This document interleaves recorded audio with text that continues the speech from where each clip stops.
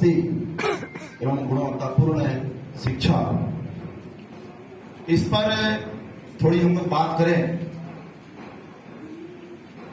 तो हम देख रहे हैं कि आजादी के 75वें वर्ष में हम लोग हैं, पूरा कर रहे हैं, लेकिन आज भी हिंदुस्तान में तकरीबन 2 करोड़ बच्चे स्कूल से बाहर हैं। अगर उच्चतर शिक्षा की बात करेंगे तो उसमें भी 75% हिंदुस्तान के विद्यार्थी हायर एजुकेशन से वंचित हैं और बिहार में तो और कम है, 13% बच्चे उच्चतर शिक्षा में जाते हैं और उसमें भी अगर आप शेड्यूल कास्ट की बात करेंगे तो मात्र 9% है। सरकारी स्कूल, सरकारी विश्वविद्यालय हमारे देश में सबसे बड़ा शिक्षा प्रदाता है और सरकारी स्कूल, सरकारी विश्वविद्यालय सबसे ज्यादा जरूरत किसको है? सबसे ज्यादा जरूरत है गरीब बच्चों को, दलित, आदिवासी, ओबीसी, माइनॉरिटी, समाज के सामाजिक, आर्थिक, राजनीतिक रूप से जो कमजोर तबका है, उसके लिए सबसे ज्यादा आज सरकारी शिक्षण संस्थान जरूरत है। और ऐसे दौर में और हिंदुस्तान के 1 लाख स्कूलों में एक ही शिक्षक है। बिहार में तो और भी हालत खराब है, आप सब जानते हैं। 15,000 स्कूल है जहां 1 और 2 शिक्षक। शिक्षा के अधिकार अधिनियम की बात करेंगे, 30 बच्चों पर 1 शिक्षक, तो बिहार में कहां 12 लाख टीचर चाहिए और बिहार में 5-8 हाई स्कूलों में, +2 स्कूलों में मात्र शिक्षक है। तो शिक्षा की बाबा साहब अंबेडकर ने कहा था कि जवाबदेही स्टेट का होगा। अब गवर्नमेंट इस जवाबदेही से खुद को मुक्त करके और शिक्षा का मार्केटाइजेशन, शिक्षा का कमर्शियलाइजेशन, शिक्षा का कॉर्पोरेटाइजेशन करके शिक्षा के अधिकार पर, पढ़ने लिखने की आजादी पर हमला कर रही है और संविधान के उलट ये सरकार शिक्षा नीति और शिक्षा व्यवस्था ला रही है ताकि देश के गरीब बच्चों को स्कूलों से, विश्वविद्यालयों से बाहर कर दिया जाए और मुट्ठी भर अभिजात वर्ग के बड़े अमीर बाप के बेटे बेटियों के लिए शिक्षा को सुरक्षित कर दिया जाए और ये जो तबका है वो सस्ता मजदूर बने, गुलामी करें।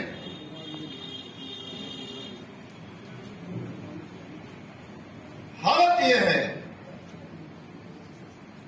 कि देश के 40 केंद्रीय विश्वविद्यालयों की बात करेंगे तो मात्र 5% में ही 2.5% एससी प्रोफेसर हैं, 1.5% एसटी और 0.5% ही ओबीसी से प्रोफेसर हैं, 95% जनरल समाज से प्रोफेसर। अभी एक अध्ययन किया गया है, सामाजिक न्याय मंत्रालय ने अध्ययन करवाया है कि सिविल सर्विसेज में विद्यार्थियों के, अभ्यर्थियों के उपनाम के चलते, टाइटल के चलते वो मेरिट परीक्षा तो पास कर जाते हैं, लेकिन टाइटल के चलते उनको इंटरव्यू में छाड़ दिया जाता है। और इसलिए भारत सरकार के 85 मंत्रालयों में कैबिनेट सचिव जो 89 पोस्ट है देश में, एकमात्र उस पे शेड्यूल कास्ट समाज से सेक्रेटरी है। मैं जातीय जनगणना की तरफ इशारा भी कर रहा हूं।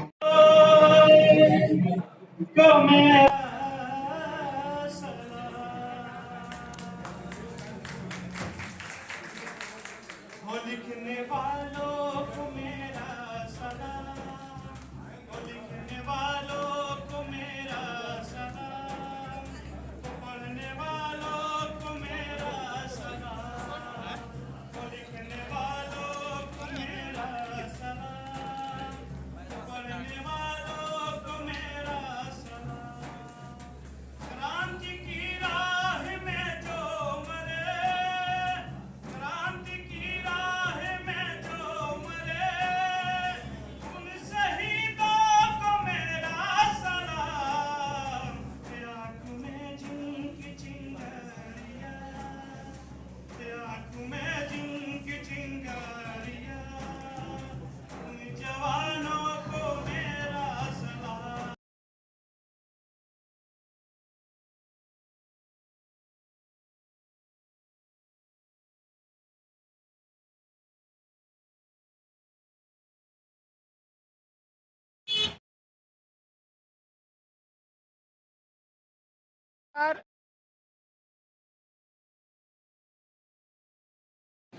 और बक्सर लोकसभा सीट से 2 बार सांसद रहे कांग्रेस तेज नारायण यादव जी, मंच पर उपस्थित आयशा और इनकलाबी नौजवान सभा के हमारे तमाम साथी, एआईएसएफ के बबलू जी और इस हॉल में मौजूद आप तमाम साथियों को आयशा की राष्ट्रीय कार्यकारिणी की तरफ से क्रांतिकारी लाल सलाम पेश करता हूं। साथियों, 2 साल के लंबे गैप के बाद जब पूरे देश में कोरोना महामारी और लॉकडाउन के नाम पर किसी तरह की कोई गतिविधियों का परमिशन नहीं था, सिवाय एक गतिविधि के कि उस बीच में देश को बेचते जाना है, उस पूरे अंतराल के बाद हम लोग आज यहाँ पे सम्मेलन कर रहे हैं राज्य का। और निश्चित तौर से इस दौर की जो चुनौतियां हैं, इस दौर में छात्र आंदोलन की जो जरूरत है और उस जरूरत में हमारी जो व्यक्तिगत भूमिका होगी, 2 दिन के इस सम्मेलन में हम लोग उसका मूल्यांकन करेंगे। और आज हम लोग देख रहे हैं कि एक ऐसे दौर में यह सम्मेलन हो रहा है जब इस देश के अंदर लोकतंत्र और संविधान की शपथ खा करके सत्ता में बैठी हुई सरकार कुर्सी मिलने के बाद एक एक करके इस देश को लोकतंत्र से और संविधान से पाक कर रहा है, उसको मुक्त कर रहा है।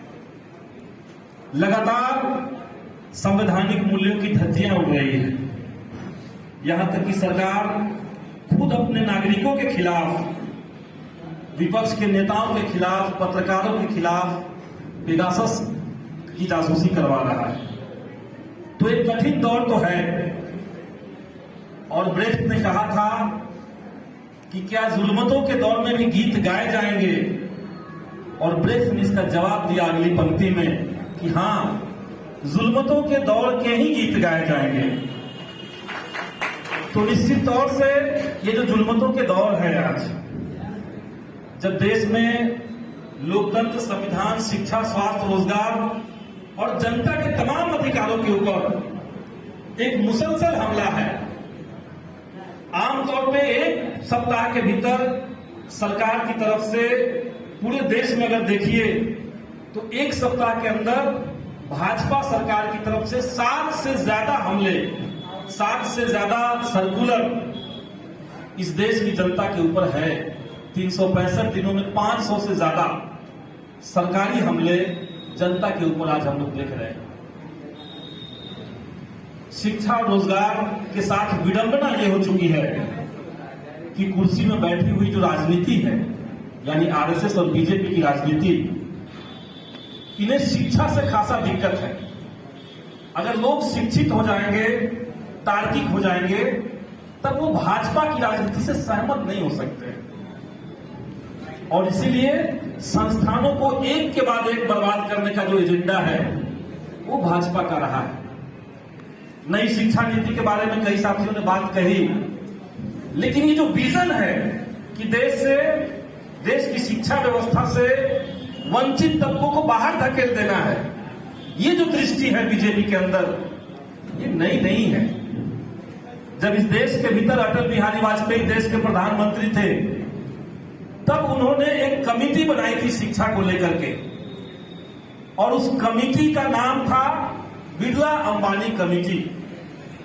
यानी देश के दो उद्योगपतियों को, बिरला और अंबानी को, तब की भाजपा सरकार ने जो 1999 से 2004 तक थी, उन्होंने ये जिम्मेदारी दी कि आप देश के शिक्षा व्यवस्था में क्या बदलाव करना चाहिए, इसका एक डिटेल हमें दीजिए। और जो रिपोर्ट आया, उस रिपोर्ट की भूमिका में लिखा हुआ है कि शिक्षा का उद्देश्य कहीं से भी सामाजिक निर्माण नहीं है, सामाजिक बदलाव नहीं है, बल्कि बाजार को गति देना है, बाजार को स्पीड देना है। ये जो समझदारी आई है, जो नई शिक्षा नीति में हम लोग को दिख रहा है, ब्लेंडेड मोड ऑफ एजुकेशन के नाम पे नई शिक्षा नीति के भीतर आज कहा जा रहा है सिर्फ कोरोना का मामला नहीं, कोरोना के मामले जब खत्म हो जाएंगे तब भी एजुकेशन का मोड रहेगा।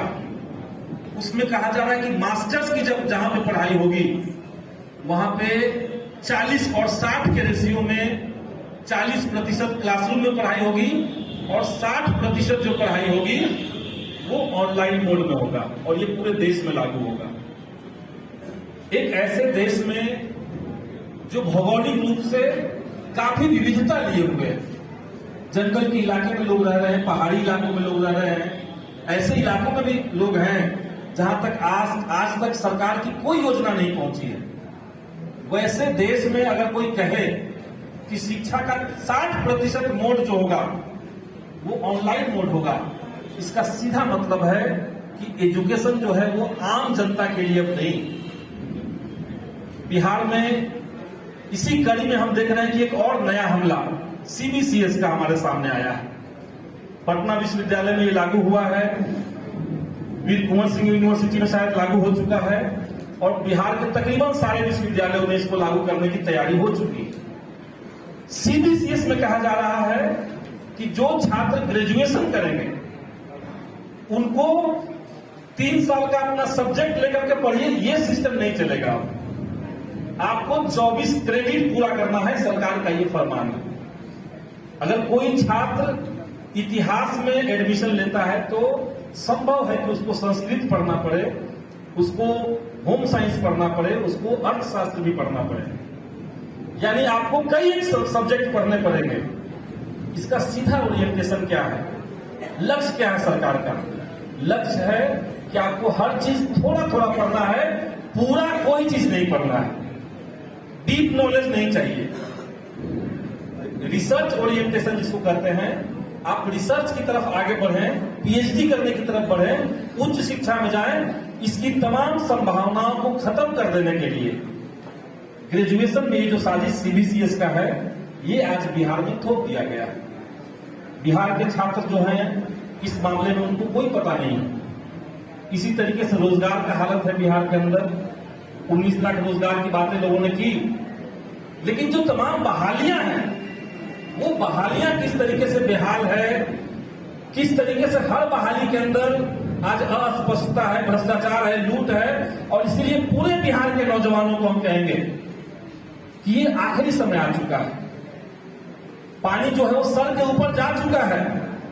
अब अगर हम सचेत नहीं हुए, अब हम अगर पूरे बिहार के नौजवानों को इकट्ठा करके शिक्षा और रोजगार के सवाल पर संघर्ष नहीं किए, तो बिहार की जो बदहाली है वो और ज्यादा पीछे चली जाएगी। और अभी बिहार में जो नए नए सर्कुलर आ रहे हैं, लोगों ने चर्चा की है कि बिहार में सर्कुलर जो आया है उसमें कहा जा रहा है कि आप किसी तरह का आंदोलन करेंगे अगर, तो आपकी जो अभ्यर्थी होना है उसका वो खारिज हो जाएगा, आप फिर अभ्यर्थी रह ही नहीं पाएंगे।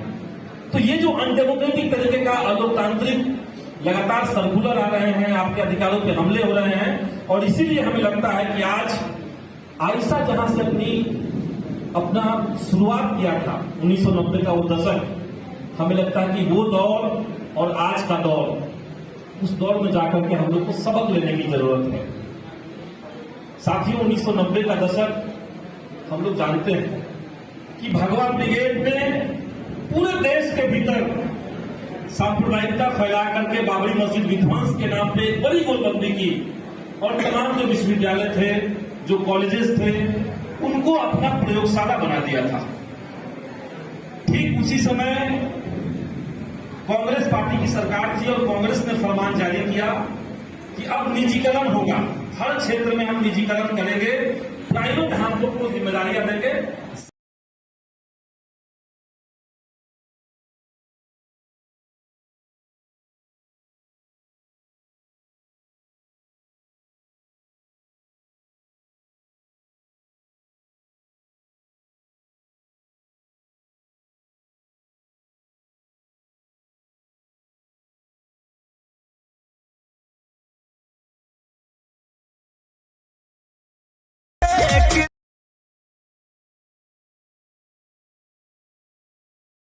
बोलिए।